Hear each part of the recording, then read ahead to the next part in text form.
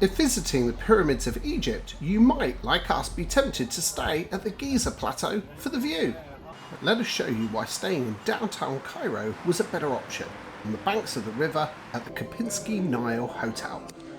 This characterful and intimate 5-star hotel has an enviable position with rooftop pool and rooms with those essential Nile views, plus the perfect location for exploring this ancient city.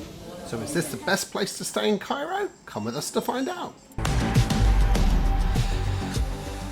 When planning on staying in Cairo for an overnight cruise excursion, we had planned to stay in Giza for a pyramid view at night until our Egyptian tour planner suggested we should stay in downtown Cairo instead. Now this did make a lot of sense as I'd planned to visit the pyramids early the next morning and gave us extra time on our first day to explore more of Old Cairo. Starting in Cairo Citadel at the impressive Mosque of Muhammad Ali, before then heading to the original Egyptian Museum conveniently just down the river from our hotel. Now at time of recording, this still housed the King Tutankhamun collection, due to the ongoing delays with the opening of the new Grand Egyptian Museum at Giza, but even after the eventual move should still be included in any itinerary. After which, it was time to check in at the Kempinski Nile Hotel. Set right on the banks of the River Nile, this hotel came highly recommended, as although there were no shortage of reputable hotel chains or high-end options such as the Intercontinental, St Regis or Four Seasons, the grandeur and charm of this hotel really stood out to us, but yet had an intimate feel about it with just under 200 rooms. Now after checking in, we were keen to explore, but we'll come back to the other public areas, as first wanted to head to one of the hotel's standout features. The aptly named Rooftop was a casual pool deck by daytime and open air a la carte restaurant in the evening. Now what the pool lacked inside, it certainly made up for in vistas. With a 180-degree panoramic view of the River Nile, the rooftop became even more impressive, firstly at sunset and then afterwards as the nighttime lights came on over the River Nile, which we will show you later in this video, along with equally impressive views from the late night jazz bar. But now, heading back to the first floor, it was time to explore the restaurant options. Firstly, starting with The Blue Restaurant and Grill. Serving Italian and Mediterranean dishes, this was open for breakfast, lunch and dinner. And then, just across the balcony, you will find Osmanli, the traditional Turkish restaurant, open from midday through to the evening. Now, due to our packed itinerary and early start the next morning for the pyramids, we unfortunately were unable to try any of the restaurants or even take a dip in the pool. However, unlike us, if you are planning a more extended stay in Cairo, this hotel has the perfect balance of facility to size.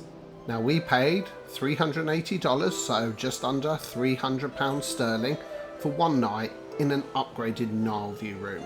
But personally would say not to scrimp on the upgrade, because after all, how many times will you say that you will stay on the River Nile? But back now on the ground floor, we come to the Chocolate Lounge with its large glass atrium and harpists playing throughout the day. Overall, we were extremely happy with the facilities and standard of the hotel, which also had a spa.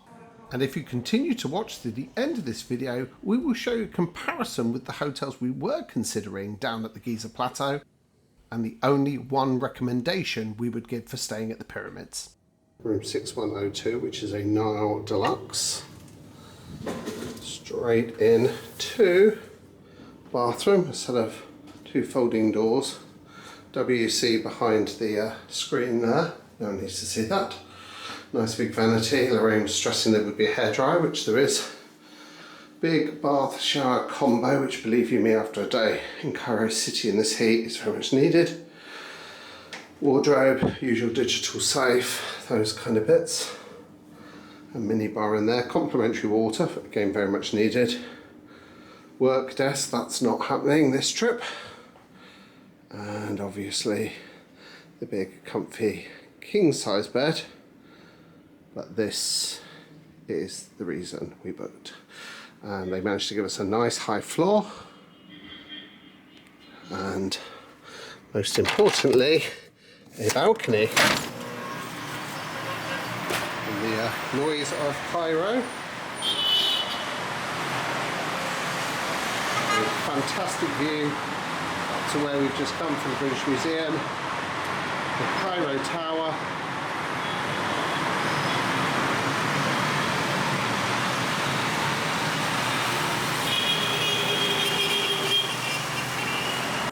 However, our other reason for booking the Kempinski Hotel was that we were able to go explore Old Cairo in the evening.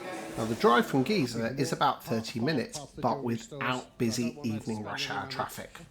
So it would not have been practical to come in to visit the markets and bazaars of Kano Khalili before exploring down Al Moez Street to the historic character and mosques of the old city.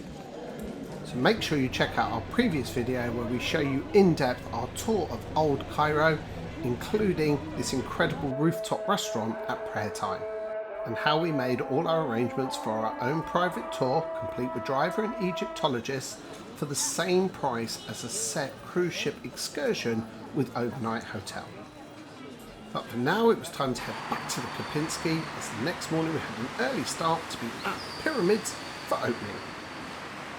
So if you're enjoying this video, make sure you follow our Virgin Voyages Resilient Lady series, where previously we'd visited Athens, Santorini and Rhodes, and after Cairo and the Pyramids, we'll then head through the Suez Canal to the Valley of the Kings in Luxor, before ending in Dubai.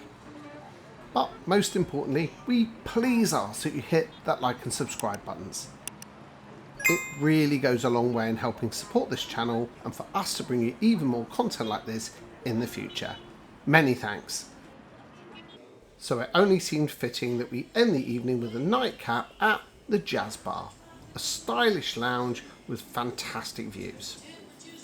And on reflection, after a hectic day of sightseeing, we definitely made the best decision to stay in downtown Cairo. As although we had compromised on not being able to see the pyramids at night by not staying in Giza, tomorrow it would only be a short 30-minute transfer, as no traffic first thing in the morning, as I planned to get there for opening time. And instead, by staying at the Kempinski, we've been able to explore the character and charm of Old Town Cairo by night. And the evening view of lights on the Nile was equally worth it and just as memorable. And the next morning only validated that we had made the correct decision, as most of the hotels on the Giza Plateau can be found located by the entrance by the Sphinx, backing onto the sound and light experience, the nighttime show that runs at the pyramids, from where we had hoped to catch a glimpse of the spectacle, not to mention the iconic setting all floodlit at night. But worth noting that we nearly stayed down here last night. You see just behind us opposite the Sphinx they have the sound and light show, and all these bars and restaurants behind us here have roof terraces, and we were going to stay down here, but then in discussion with our advisor who was helping us put this trip together, said really apart from that there's not going to be a lot to do, and actually if we hadn't stayed downtown last night we wouldn't have been able to go out and experience what we did last night. And on closer inspection driving by, you could see these were a world away from where we had just stayed.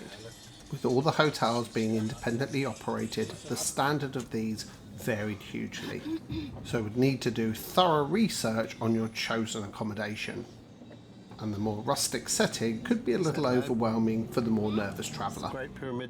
However, approaching from the Pyramid Gate and in complete contrast, peeking behind this wall opposite, you will find the Marriott Mena House Hotel, the one luxury chain hotel with incredible pyramid views if you are set on staying on the Giza Plateau.